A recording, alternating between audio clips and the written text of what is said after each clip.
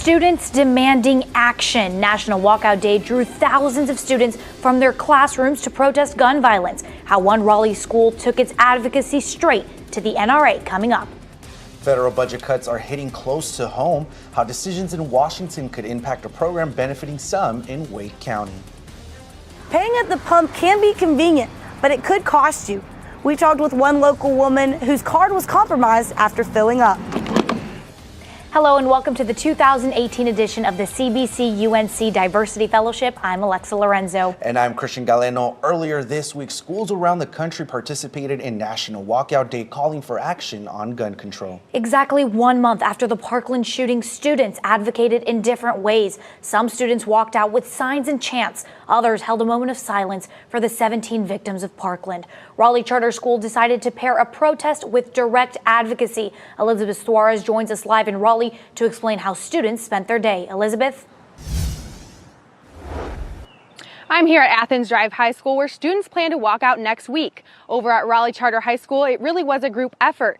13 clubs came together to plan the walkout. Almost everywhere you looked, people were calling, and people were getting through too. When children are under attack. While students across the country walked out of school Wednesday morning, students at Raleigh Charter High School picked up their phones. Inspired by the activism of survivors of the Marjorie Stoneman Douglas shooting, students called their local legislators and the NRA. And we wanted really to put the time that we walked out into action and put our time to use to voice our opinion to our representatives. To make their plans a reality, the students worked with school administrators. It's very exciting that they understand what's required of them to be participating citizens, and then to move on once they understand that, and to say, okay, we're going to take these steps and we're going to do it in an appropriate way. Some of the students believe the issue of gun control is no longer a partisan issue, saying they had clubs on both sides of the political spectrum that joined in. What is more important? Is your right to a gun more important than the lives of your children and the lives of your future voters? They think the focus of gun control should be on assault rifles. I think that it's impossible for the politicians to continue doing nothing or continue voting down any gun control, because no one really needs an assault rifle. It's not really necessary. One of the students who helped organize the walkout, Stephen Powell, says gun control isn't the only concern. Exclusive. I think that mental health and gun control could go hand in hand to end the mass shooting violence that is happening. Raleigh Charter High School is just one of many schools nationwide that participated in yesterday's walkout. But what impact do students who aren't able to vote yet have on legislation? Student protests are important in terms of developing sort of a long-term strategy for societal change, but will we see a new law coming out of yesterday's walkouts? Probably not. Because if we just forget about it, then it's not going to go anywhere. But the students think their influence will come into play when they're able to vote. And I think that people underestimate just the power that we have and the power in numbers. And, we're going to be able to vote in a couple years. So I think it's time that people pay attention to us. The walkout lasted 17 minutes, 1 minute for every life lost in the Parkland shooting. After 15 minutes of calls, the students spent 2 minutes in silence honoring the victims. It's kind of representative of all those lives that have been lost, looking around and seeing how many of my friends were around me and how many amazing people were there, and just thinking and reflecting on those lives. It was really incredible. And it's important to know that almost all the students I spoke with are 17 and plan on voting in the next election. Back to you. Thank you so much, Elizabeth. Now, future protests are planned to continue advocating for gun control. A national event on March 24th in Washington, D.C. called March for Our Lives is drawing thousands of people from all over the country. Another protest is in the works for April 20th, the 20th anniversary of the Columbine shooting. For more coverage on local and national protests and walkouts, visit WRAL.com. The future for DACA recipients remains up in the air, but some in Raleigh remain hopeful for permanent protection. Renewals for the deferred action for childhood arrivals were supposed to end March 5th. Court orders forced a delay in that process. 20,000 recipients of DACA call North Carolina home despite the delay. Many advocates are not giving up. DACA recipient Viviana Mateo says their immigrant status does not make them different from everyone else. And a lot of people think that, the dreamers, the illegals are such a far away and not close to home. But those are your neighbors, those are your friends, whether they're open about it or not. And that's the thing that pushes me to do this, because a lot of people are so scared. Local advocacy groups advise recipients to speak with an immigration attorney to consider their options and circumstances. A last-minute trip to Japan cost Governor Roy Cooper and several officials more than $50,000. The 4-day trip in December was a failed effort to convince Toyota and Mazda executives to build their new car plant in North Carolina. A $1.5 billion incentive package was offered to lure the automakers, but they chose to go with Alabama for the site instead. And all eyes are on Amazon as it continues to search for the location of their second headquarters. The online retail giant says meetings have begun with finalists from 20 metro areas. According to media reports, the company has already visited Toronto and Washington, D.C. No word yet on when Amazon reps will be visiting the Triangle. Meanwhile, a report by Bank of America Merrill Lynch puts Raleigh among the top 5 contenders for Amazon's newest headquarters. Atlanta, Boston, Denver, and Washington, D.C. are also on the list. The report is listed alphabetically, not by preference. The analyst did not mention their criteria, saying that information is available only to their clients. Cuts in the federal budget could impact a program right here at home, specifically Meals on Wheels, the program that provides about 2,000 lunches across the Triangle each day. Donnie Holloway joins us live in Raleigh to tell us how this will impact deliveries. Donnie? The U.S. Department of Health and Human Services funds Meals on Wheels. Any cuts to that budget could affect all Meals on Wheels programs across the country. Stanley Farrell is among the first volunteers to arrive to pack lunches for Meals on Wheels recipients. What's the best part of your job? My part of the job is counting the food. 2, 3, 4, 5, 6, 7. Workers at this Raleigh kitchen prepare the healthy meals. For less than $1,500 a year, each Meals on Wheels participant can receive a meal for 5 days a week for an entire year.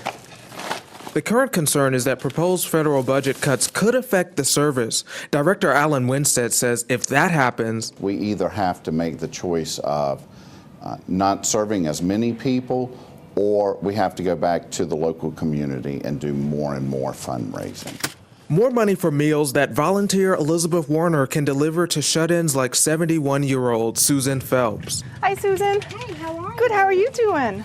What prides me is that they're able to stay in their home. That's their home they grew up in. This is the home that they're safe there. They feel comfortable there. Phelps can't reach the stove to cook, so these meals are a big help. And all you have to do is peel that plastic off and eat. She looks forward to the visits as much as she does the food. So this is really, really special. And they make it special because a lot of these senior citizens, they're forgotten. And this makes you feel like somebody really cares. We reached out to Senator Tom Tillis' office and Senator Richard Burr's office for comment about these proposed federal budget cuts, but they didn't get back with us. No vote is scheduled at this time for the federal budget. Donnie Holloway live in Raleigh. Thank you so much, Donnie. Plenty of students need loans for their education. Some need help finding food too. Wake Tech's 4th food pantry opened its doors today. The newest Nest Pantry is located at the Beltline Education Center. Since its start in 2014, more than 1,300 students have benefited from these food pantries. 41% of Wake Tech students consider themselves food insecure, meaning they lack access to affordable and healthy foods. Raleigh's popular sunflower field is making the environment a better place.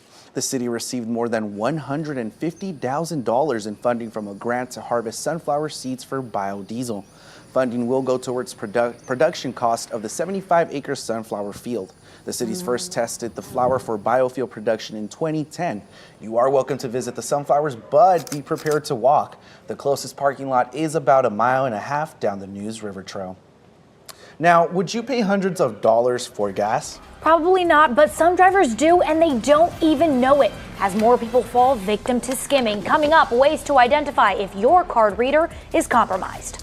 Tiny homes are on the rise for first-time homeowners. Are there big advantages to the small living space? We ask coming up.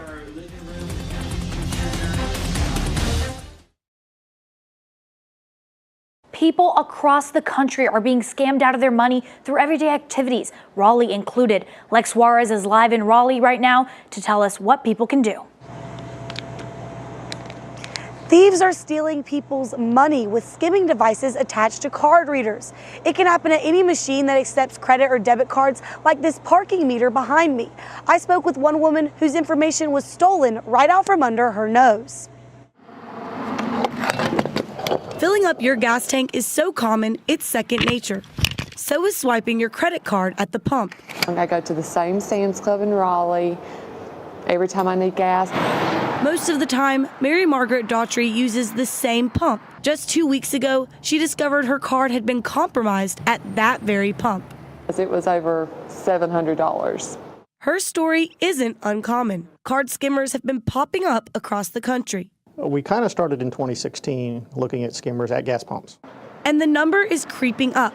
So far in 2018, investigators in North Carolina have found almost half as many skimmers as they found in all of 2017. We know of 7 that have been removed this year. That's why Daughtry warned her friends after she became a victim. I texted all my friends and I told them, pull on it or pay with cash because this has happened to me. Just like Daughtry, lots of people out there think that simply tugging on the card reader is an easy way to see if there's a skimmer at the pump. But tugging like this isn't going to guarantee that your information is safe. It could be an exterior skimmer, and typically those slide right over top the one that's there, and they should pop right off. We haven't found any of those. The Department of Agriculture and Consumer Services recommends checking your credit card receipts and never paying with debit. But the safest option is what Daughtry recommends to her friends and family. If you're able to use cash instead of a card, that this is a major issue, and be careful so that you're not the next one that's left with a large charge on your account. Investigators say skimming cases in North Carolina are not slowing down. They urge you to stay aware and be cautious. Back to you. Lex Juarez live in Raleigh. Thank you, Lex. Here are some suggestions to avoid falling victim to skimming. Avoid instructions such as swipe here first or use this machine only. Always cover the ATM keypad when entering your PIN in case of a hidden camera. Never accept help from anyone at an ATM and call the ATM's customer service number to report any malfunctions. A new tool in Morrisville helps residents and businesses fight crime. The Morrisville Police Department now has a community crime map available on its website.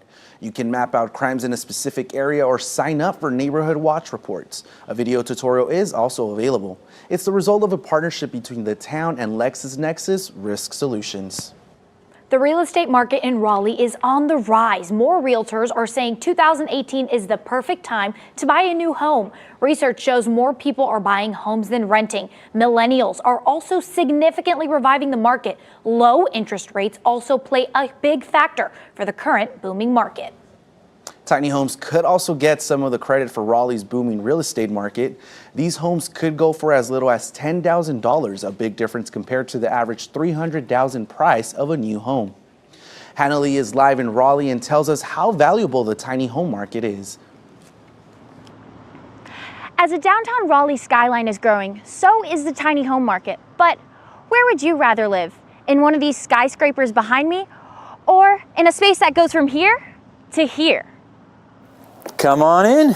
Peter Haha and his wife like the advantages of living in a tiny home.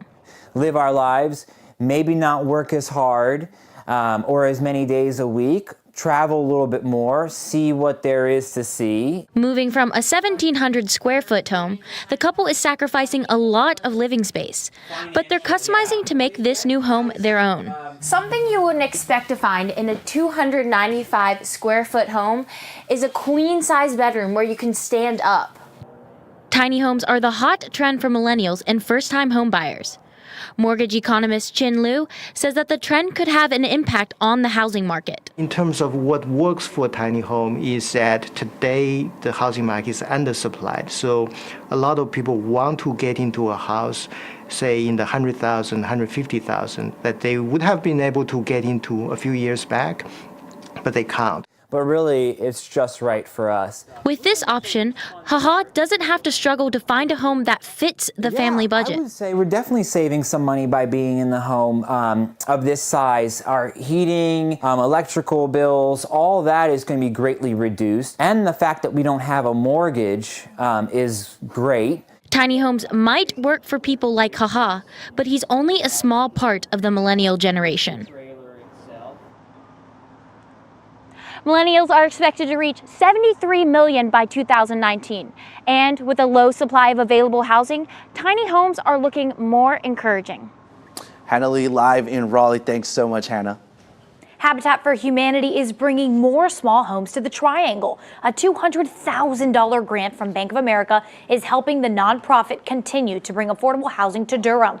The latest home is being built at Durham Technical Community College. Project organizers say small homes contribute more than a roof over someone's head. We want to make sure that the growth in this area is a positive thing for everyone in this community, and that when people move here, they have lots of options as far as affordable housing. And it's great to see the joy and the opportunity that a small home project like this provides for folks to own and live in their home. Habitat for Humanity built 57 homes in Durham last year. A group of Raleigh students and teachers are preparing for a global experience. Why they are trading a week off of school for a spring break of service, coming up.